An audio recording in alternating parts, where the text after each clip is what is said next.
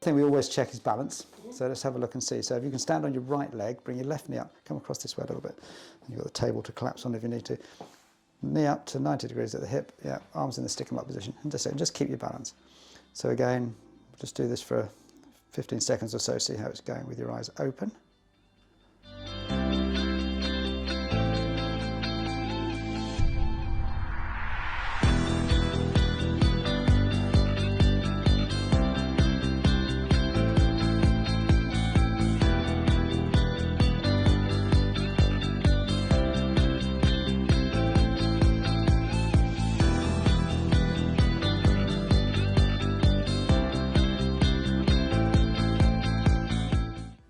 Okay, so because of this anomaly that we have with the fact that your left side balance is worse than your right side balance, in spite of the ankle being the right ankle being the problem one, we're going to run through these tests. We did these before when you came down, where we look at again the sequencing of glutes and hamstrings and lumbar erector spinae group. So we'll start with your left leg. So I'm going to make contact on your hamstring and your glute, keeping this leg straight. Just raise it up off the table about 10 centimeters. That's it, and down, and relax. Same with this leg. Good, hand down. Left leg, and down. And right leg, and down.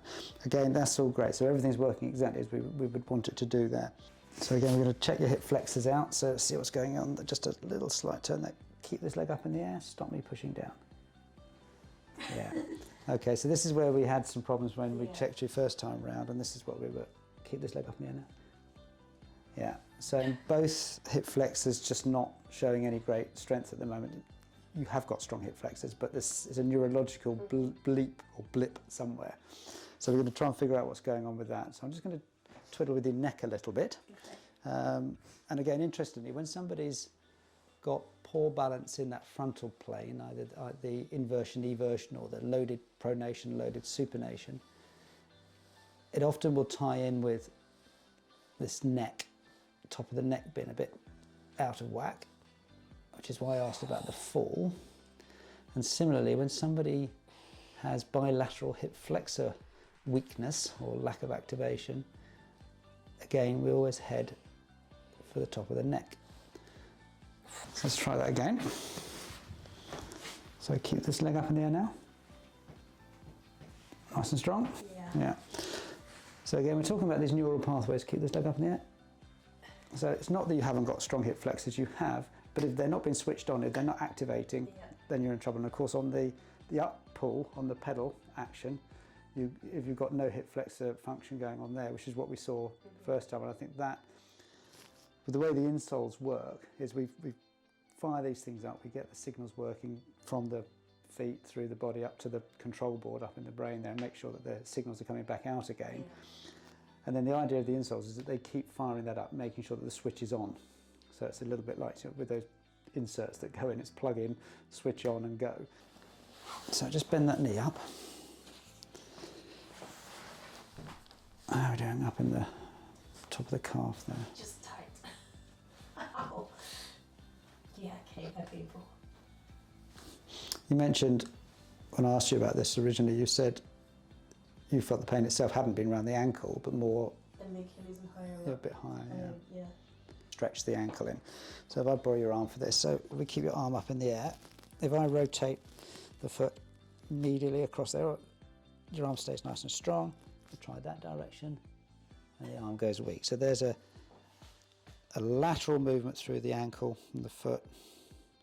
It's overstretching those tissues that we just found originally were really sore anyway. So we need to do some work in there. It's all confirming what we found. We'll now try on the calcaneus. So we'll do the same thing. I'll just rotate it that direction, both strong. We stretch it out. That's strong. Compress it, and that's strong. So it's definitely that one particular movement. So we'll come back to that. So you can just bring it in, and I can just stretch it a little, and just give it a bit of TLC. 2 weeks time, Vinny. You're going to be striding up Scafell Pike. A bit of what we term as myofascial tissue release, or massage effectively by any other name. So I want you to bend and straighten just the toes. So curl your toes, So you're picking up a pencil back and then back up the other way. Good, just keep that going. And I'm just going to engage on these tissues here. So we just want to make sure that everything's moving. Good, okay, now I want you to point and flex the whole foot as if you're pushing down on the accelerator pedal, which is probably what you've been doing for the last 3 hours driving down from Nottingham this morning. So I'm just going to work on the plantar fascia.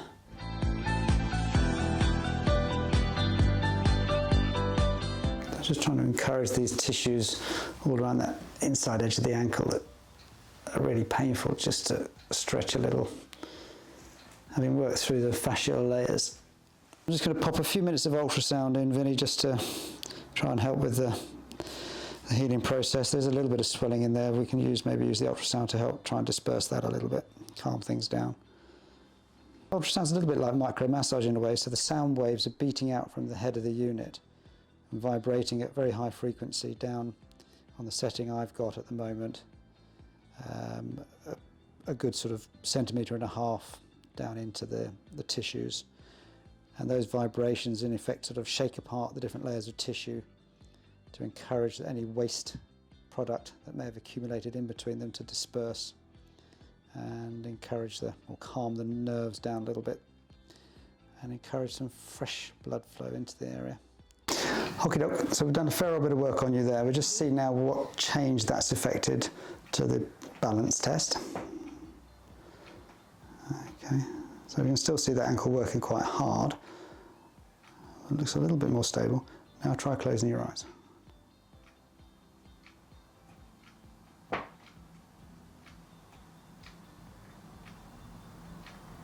Yeah, okay, so we've gone up to about 8 seconds there. You were losing it after somewhere around about 3 or 4 on this leg. So we've done a little bit more work on your neck as well, just to try and free that off a bit. And close your eyes. Okay.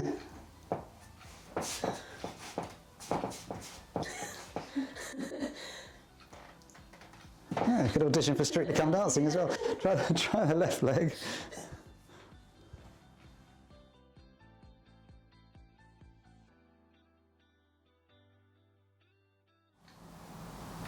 Yeah, that's much better on that one. So just, I think we did this once with you before. Just go back a fraction so your toes are in line with that table leg. Oh, I know this one. Yeah, away you go, marching on the spot. Okay, eyes closed? Yep. Yep. You can use your arms to get them swinging.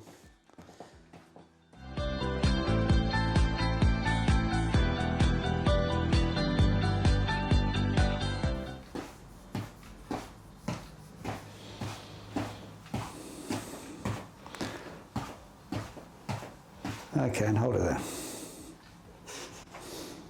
So. I feel like I'm really stumping on this side. Yeah, so when somebody goes forward, we look at what may be going on in the pelvis, whether there's an anterior tilt.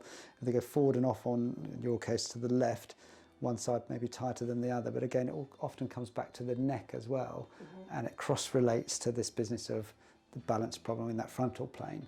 So we're going to do, again, a little bit more. I'm just going to come around behind and we're just freed off a bit on your right side of your neck. How tight is it up in there? A bit.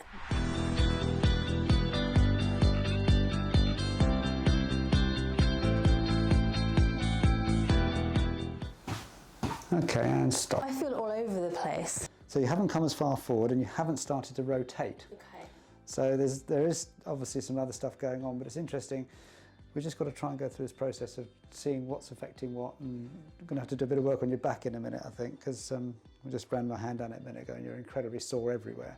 So again, we were talking about this ability to rotate through the thoracic spine, and that's just lightest of touch, really sore here. Now I can get down onto the joints, there is just no movement of each joint relative to the ones above and below. So what has to happen, if you haven't got the rotation through this area of the spine, it has to shunt somewhere different, either down into the lumbar spine, and again, you lost a bit of rotation capability through your feet and ankles. We'll be doing a bit more. Let me pop this cushion under your feet there so we keep you strain off that ankle. So I'm just going to do some stretching.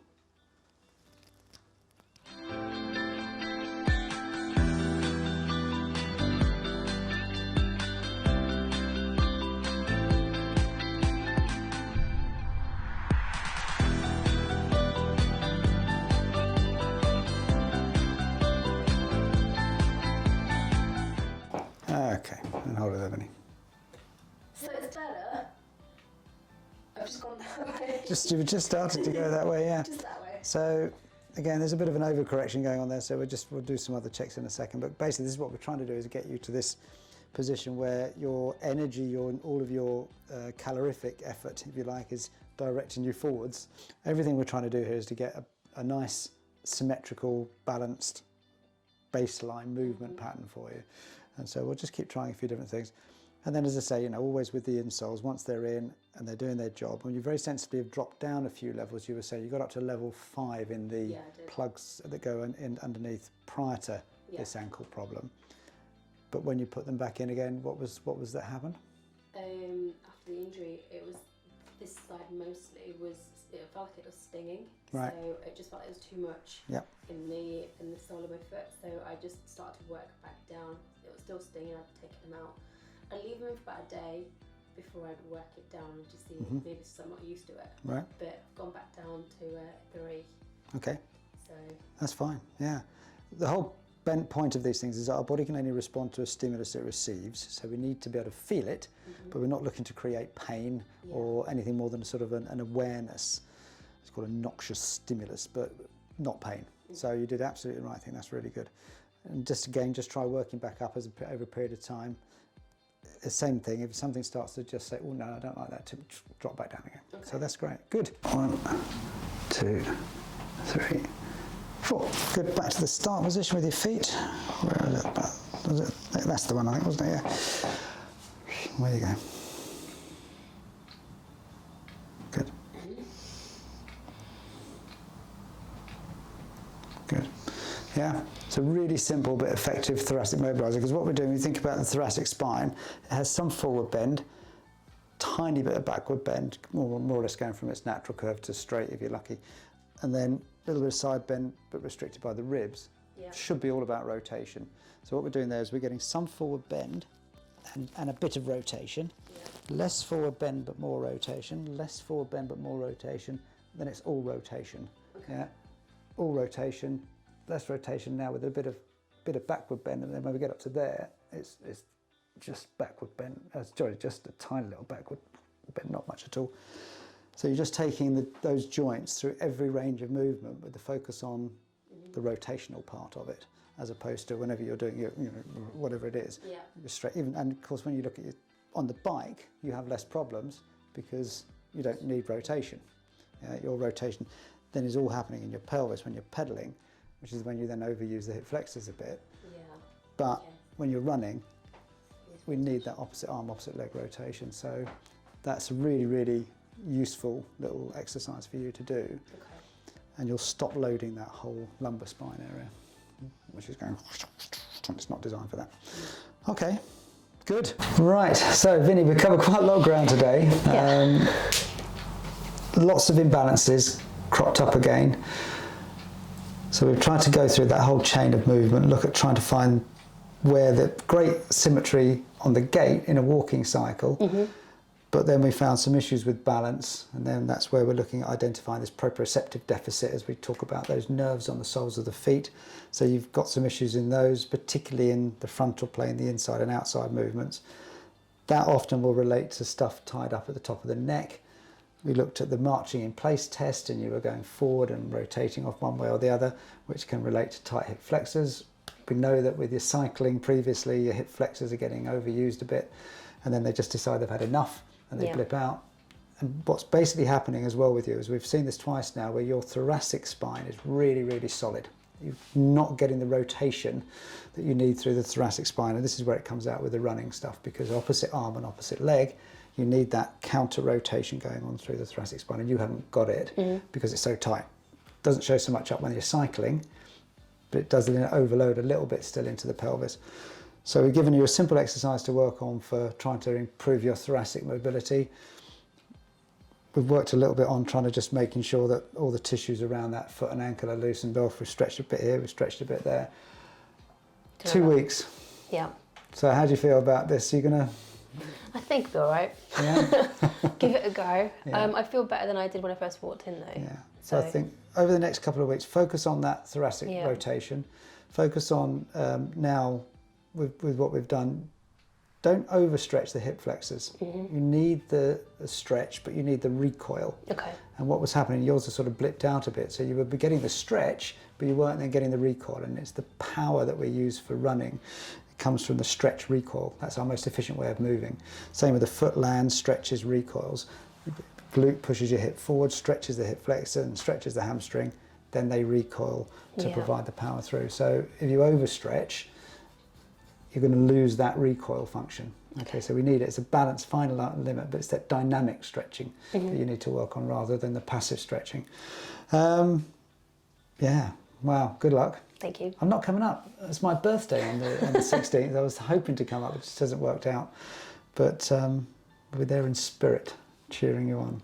So we'll get you back here if we can between then and September for the Scottish Ben Nevis one. We'll reassess you, do a few more checks, see whether things are balanced out a bit better. Practice the balancing. Yes. And with the slant board, have you managed to get hold of a slant board? I've got something that I can use. Yeah. So practice it, particularly on those areas where you know you've got problems. That's the only way you're going to get better at it is by practicing it. Okay. Keep the insoles in as often as possible. Yeah. And go for it. Thank you. Thank you.